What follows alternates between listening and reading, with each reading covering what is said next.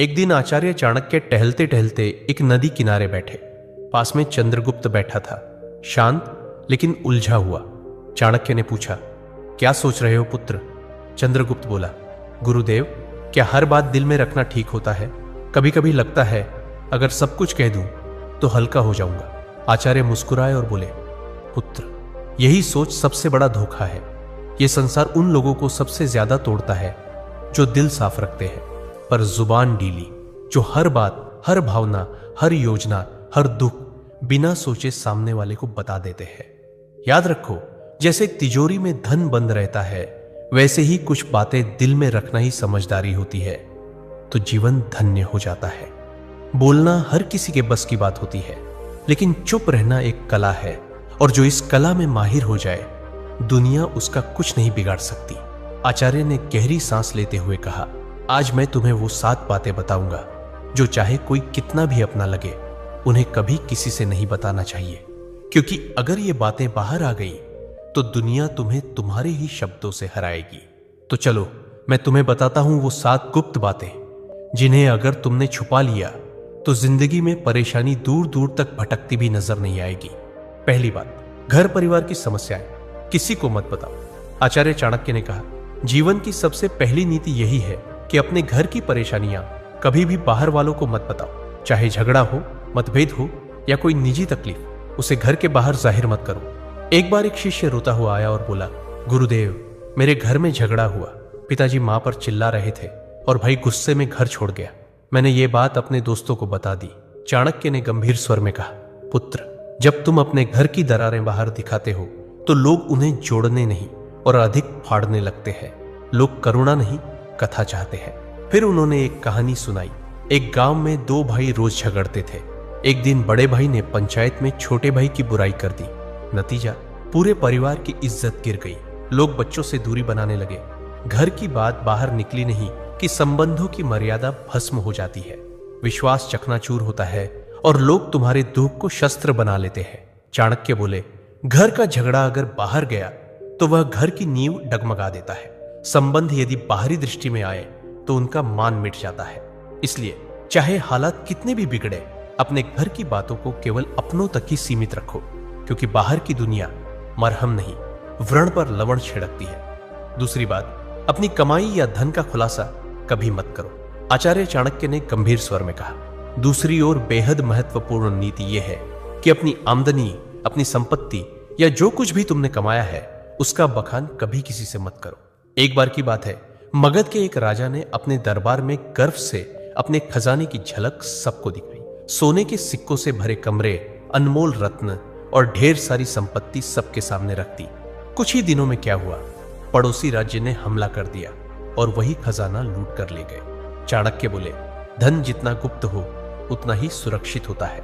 उसकी दिखावट करना, अपने आप को चोरों और जलने वालों के सामने खड़ा करना है। फिर उन्होंने शिष्यों से पूछा, पुत्रों, क्या तुमने कभी देखा है कि अमीर लोग अपनी सच्ची कमाई सबको बताते हैं? नहीं, क्योंकि वे जानते हैं जहां अधिक लोग जान गए वहां जरूरतें, लोभ और संकट भी बढ़ते हैं। अगर किसी को लग जाए कि तुम अच्छी आमदनी करते हो तो कुछ लोग मदद के बहाने पास आएंगे, कुछ तुम्हें नीचे दिखाने के अवसर खोजेंगे और कुछ तो सिर्फ इसलिए द्वेष करने लगेंगे क्योंकि तुम्हारे पास वह है जो उनके पास नहीं। चाणक्य ने स्पष्ट शब्दों में कहा, धन का सबसे बड़ा रक्षक उसका छिपा होना है। अगर सबको तुम्हारे धन की जानकारी हो जाए तो लोग तुम्हारे मन की शांति भी छीन लेंगे। इसलिए याद रखो, अपनी कमाई को ढंका रखो जिससे मन स्थिर और निश्चिंत रहे, क्योंकि जो धन दिखाया गया वही या तो लूट का कारण बनता है या जलन का। तीसरी बात, अपनी भविष्य की योजनाएं गुप्त रखो। आचार्य चाणक्य ने तीसरी नीति बताते हुए कहा, पुत्रों, जब तक कोई योजना पूरी न हो जाए उसे अपने मन के अंदर ही रहने दो। जो लोग अपने हर कदम की घोषणा पहले कर देते हैं वो अक्सर मंजिल तक पहुंचने से पहले ही रास्ता खो देते हैं। तक्षशिला के गुरुकुल में बैठे शिष्यों को चाणक्य ने एक उदाहरण दिया। एक बार का किस्सा है। एक व्यापारी ने सोचा कि वो अपने शहर में मसालों की एक बड़ी दुकान खोलेगा। उसने अपने सभी रिश्तेदारों, दोस्तों और पड़ोसियों को पहले ही ये बात बता दी। अगले ही हफ्ते एक चालाक आदमी ने उसकी बात सुनकर उसी जगह उसी तरह की दुकान खोल दी और बाजार पर कब्जा कर लिया। जब व्यापारी पहुंचा तब तक देर हो चुकी थी। चाणक्य बोले, हर विचार एक बीज होता है। अगर उसे बोने से पहले ही सबको बता दोगे तो कोई उसे मसल देगा या तुमसे पहले फल ले जाएगा। योजना की असली शक्ति उसकी चुप्पी में होती है। उन्होंने आगे कहा, ध्यान रहे, तैयारी का समय दिखाने का नहीं होता। काम पूरा होने के बाद ही बोलना चाहिए। जब तक सफर चल रहा हो तब तक चुप रहो। तुम्हारा इरादा, दिशा और अगला कदम, ये सब तुम्हारे अपने होते हैं। इन्हें सबके सामने लाकर तुम बेवजह का बोझ और आलोचना अपने सिर ले लेते हो। आज की दुनिया में भी यही नीति लागू होती है। कोई नया काम शुरू करना है, कोई योजना मन में है, व्यापार शुरू करना है या नौकरी बदलनी है, तब तक किसी से मत कहो जब तक वह काम पूरा ना हो जाए, क्योंकि ये दुनिया न तो योजना की रक्षा करेगी न ही असफलता की जिम्मेदारी उठाएगी। चौथी बात, अपनी कमजोरियां किसी को मत बताओ। आचार्य चाणक्य ने गंभीर स्वर में कहा, पुत्रों, जिस दिन तुमने अपनी कमजोरी किसी और को बताई उसी दिन तुमने हार की पहली सीढ़ी चढ़ ली। तक्षशिला के गुरुकुल में एक दिन एक शिष्य ने पूछा, गुरुदेव, अगर हम किसी अपने को अपनी पीड़ा, डर या कमजोरी बता दें तो क्या वो हमें समझेगा नहीं? चाणक्य मुस्कुराए और बोले, अपने अक्सर तब तक साथ होते हैं जब तक तुम्हारी ताकत उन्हें फायदा देती है, लेकिन जैसे ही तुम्हारी कमजोरी सामने आती है वही लोग या तो दूर हो जाते हैं या पीठ पीछे वार करते हैं। उन्होंने एक कहानी सुनाई। एक योद्धा था जो तीरों से डरता था। उसने अपने सबसे करीबी साथी से कहा, अगर युद्ध में तीर चलने लगे तो मुझे पीछे कर देना, मुझे डर लगता है। कुछ समय बाद वही साथी शत्रु से जा मिला और युद्ध में सबसे पहले तीर उसी योद्धा की ओर चलवाए, क्योंकि उसे पता था कहां वार करना है, और वह योद्धा बिना लड़े धराशायी हो गया। चाणक्य बोले, कमजोरी तब तक ताकत है जब तक केवल तुम्हें पता हो। जिस दिन वह किसी और को पता चल गई वह तुम्हारे विरुद्ध सबसे तेज अस्त्र बन जाती है। उन्होंने चंद्रगुप्त की ओर देखकर कहा, राजा वही होता है जो अपने डर को तलवार में छिपा ले और चेहरे की मुस्कान में अपने घावों को भी छुपा ले। तो याद रखो मेरे दोस्त, अपने डर, अपनी तकलीफें, पुराने घाव, इन्हें अपने भीतर रखो, क्योंकि दुनिया में बहुत से लोग मदद नहीं करते, हार का तमाशा देखने के लिए खड़े रहते हैं। पांचवी बात, अपने दान का बखान मत करो। आचार्य चाणक्य मुस्कुराए और बोले, पुत्रों, जो दान जुबान से बोला जाए वो पुण्य नहीं, अहंकार का प्रदर्शन होता है। गुरुकुल में बैठे शिष्यों ने प्रश्न किया, गुरुदेव, अगर हमने किसी गरीब की मदद की, किसी भूखे को भोजन दिया या किसी छात्र को शिक्षा के लिए सहायता दी, तो क्या यह बताना गलत है? चाणक्य ने शांत स्वर में कहा, जब तुम दान करते हो और फिर उसी का प्रचार करते हो तो वह मदद नहीं रह जाती, वो तुम्हारे घमंड को बढ़ाने का तरीका बन जाती है। उन्होंने चंद्रगुप्त को संबोधित करते हुए कहा, एक बार एक राजा ने दरबार में घोषणा की, मैंने इस वर्ष 100 गायें ब्राह्मणों को दान दी है। लोगों ने तालियां बजाई, पर उसी रात सपने में उसे एक वृद्ध ब्राह्मण मिला और बोला, राजन, आपने जो दिया वो पुण्य नहीं बना, क्योंकि आपने उसका बखान कर दिया।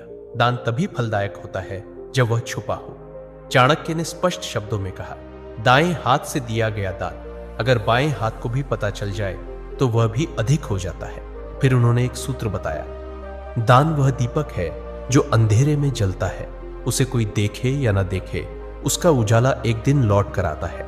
इसलिए मेरे दोस्त, अगर तुमने सच में किसी की मदद की है तो उसे दुनिया को बताने की जरूरत नहीं है। जो सच्चे दिल से दिया गया है वह ऊपर तक पहुंचता है, बाकी सब बस दिखावे की बात है। छठी बात, अपमान और हार की कहानियां कभी मत सुनाओ।